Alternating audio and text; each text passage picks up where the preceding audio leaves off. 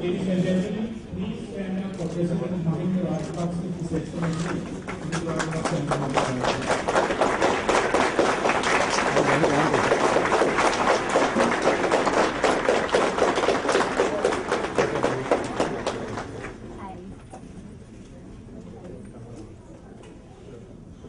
Thank you. Please be seated.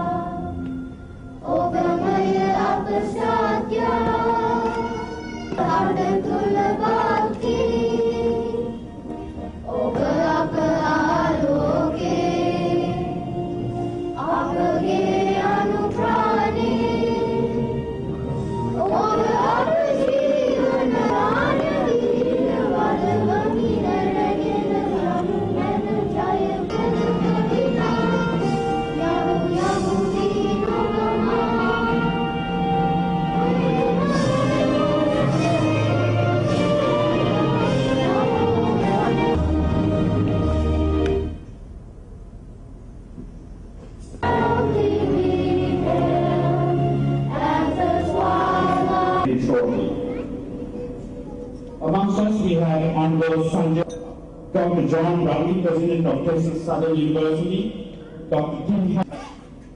I apologize if I have left out any other elected officials whom we have not been informed. Multicultural, multi-ethnic country, which is represented by all major religions. The Sri Lankan community in Houston, too, is a blessing.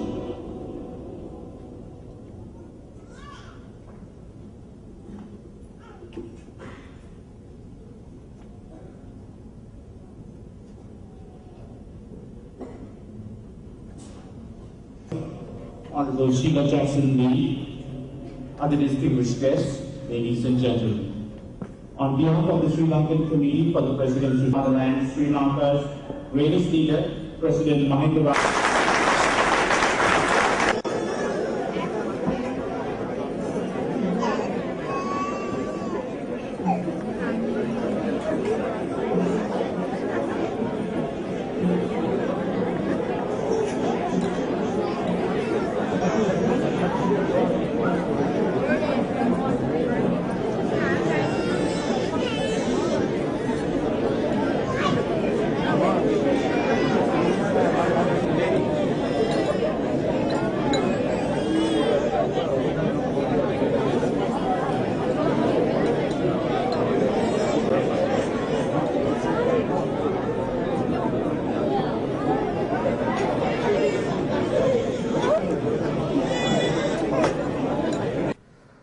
Most of us are familiar with the phrase, the American dream. I believe all of us in the Sri Lankan community have achieved our own version of this dream. However, there are several Sri Lankans amongst us who have gone beyond and achieved eminent status in the city of Houston and this great country. George R. Willey is a prominent Houston-based lawyer and founder of the immigration law firm George R. Willey PC. He served the Clinton administration as an unofficial advisor on South Asian and immigration matters during numerous visits to the White House and has continued to advise the Obama administration also.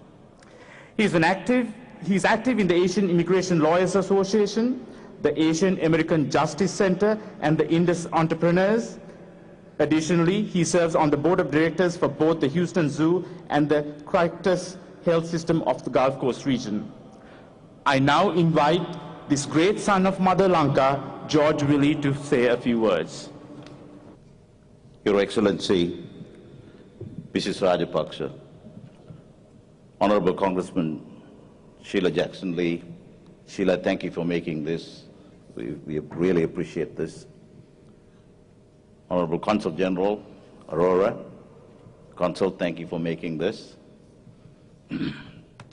Distinguished guests, ladies and gentlemen, welcome, Your Excellency, to this great city. If you can ignore the oak trees and the mockingbirds, you could easily mistake this for Sri Lanka. It is in Sri Lanka that I was born, and my mother and the parents of my wife Shanti, our grandfathers and grandmothers, are all buried under the sacred soil of my motherland. I grew up, Your Excellency, in Jaffna and moved to Colombo when I was only 10 years old. My wife is from Badulla and grew up in Diatalava, where her dad was a well-respected captain in the army. I have smelt the sweetness of margosa trees in Jaffna and tasted the red jambu fruits that left red stains on my white shirts as I walked to school in Colombo. I know the lure of jackfruits ripening on the trees as the crows begin to break them open. I have seen the bright-colored pandals during Vesak and shamelessly ate food at the dansalas meant for the poor. And I have heard the chanting in the corvils and inhaled the smells of jasmines and joss sticks. I've heard the bells of All Saints Church as I assisted Father Hera during Mass. But since I left Sri Lanka in 1975, there has been such pain, such sorrow, and such agony. The mighty Mahaveli Ganga that usually brings its sacred waters to the paddy fields spat out blood, both the Sinhalese and the Tamil. From up here in the United States, I have watched the land of my forefathers descend from paradise deep into hell. No one can say with certainty who is to blame, but the time for blaming is long gone. Your Excellency, you're probably descended from Dutugemunu, and my people from Elara. Remember how Dutugemunu fought Elara and on his elephant Kandula and killed Elara. Dutugemunu, of course, is still remembered for uniting Sri Lanka for the first time. But he's also remembered for something else. After defeating and killing Elara, he built a monument for Elara out of respect for his worthy opponent. He ordered all citizens of the land to stop, dismount, and pay respect to Elara. In so doing, he not only showed what a great nobleman he was, but also proved to be a great politician. He knew that he had to rule the Tamil people too after the defeat of Elara. Your Excellency, fate and fortune and your great political skills have placed you at a unique point in history. Children years to come will read in their history books that a great leader, a great warrior by the name of Mahinde Rajapaksa finally defeated the rebellion after nearly 25 years when several before him failed. They may even say that you are the Dutu Gemunu of the 21st century. But if you want to wear Gemunu's mantle, Your Excellency, then you will have to build a monument too. That monument does not have to be a Dagobah or a building. It will have to be new policy, backed by law with teeth to enforce. Do not make the mistake that sparked the 58 riots. Do not hold back Tamil youth who want to get into universities. Do not make the Tamils feel like they are second-class citizens. Respect their religions and respect their language. There is something about the Tamil people you need to know, Your Excellency. To them, their language is God. There are only few cultures in the world which have such devotion to their language. You were trained as a lawyer, and in your early career, you were a formidable defender of human rights.